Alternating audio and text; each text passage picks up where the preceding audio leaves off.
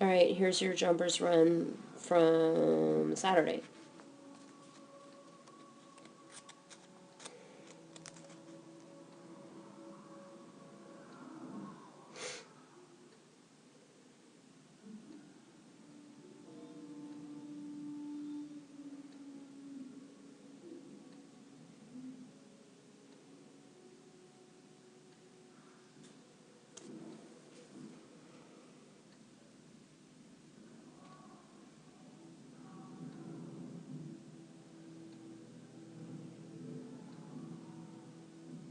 Oh, that was hard.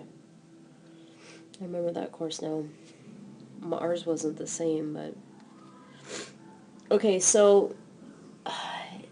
you need to just sometimes do longer lead outs with her. She has a good sit stay. Looks like she... I don't know if she released herself or not. But you've got 3 jumps straight in a row.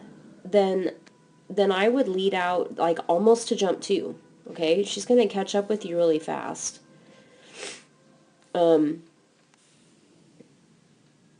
And see what happened here. You kind of, as you're walking out, you kind of just very, very, very, very, very slightly cut in this way.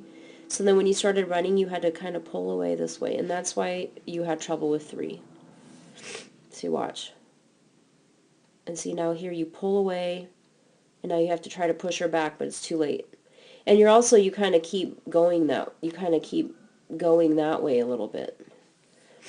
But if you had let out farther and make sure that, you can run a straight line from 1 to 2 to 3, then I think you would have got that part just fine. She just knocked that because it was just a bad, she was just really close to it and, didn't have a good setup for it.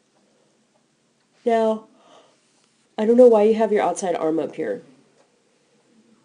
Maybe it's to keep her off of this very final jump. But if that's the case, then it needed to be up now. It needed to be up when she landed off of this jump. It needed to be up. Because see, now it comes up now, but she's like in the air and you're already turning. So, and I don't know if you remember why your arm was up there. But if that was the reason, to prevent her from going straight, I wouldn't get in the habit of doing that. Because if you get in the habit of bringing your outside arm up a lot to cue a turn, then it could potentially weaken your front cross. Like when you bring that arm up early to cue a front cross, it could weaken the,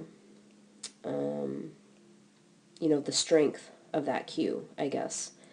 All you really needed there to turn was just to move in this direction. She's pretty honest about coming with you, and if you, tell her in the right space of time, she's going to come with you. So I don't know why you had your arm up, and maybe that's not why you had your arm up.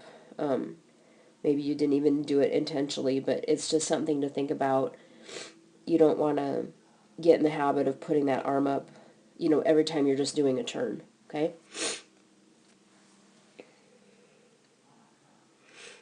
Get her in there nice. That was nice.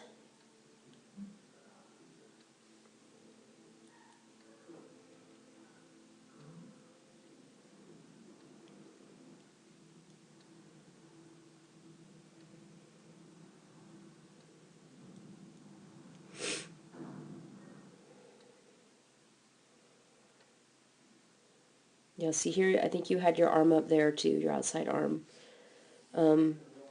And I'm not saying you shouldn't ever do that, because I certainly do, but just, I wouldn't do it like every time, okay? And I'm not saying that you are, because I don't know if you do it every time or not. And, it's just something to think about. Just think about, does the spacing to the next jump allow you to just do like a lateral send and to pull away from that jump to cue the turn instead of using your arm? That sort of thing. Because you just don't want to weaken the front cross, because then if, use the outside arm a lot, then when you go to pre-cue a front cross, then she may not make a turn at all, you know. Okay, and you get her, and this is just hard unless you're like an Olympic speed running athlete. One person, Polly,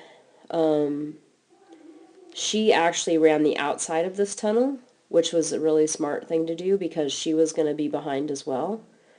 And so what running the outside of this tunnel does is the dog is going to come out kind of turning to you looking this way. But that's something that might have been hard to predict, what was going to happen there. So that was just kind of tricky, a little tricky ending.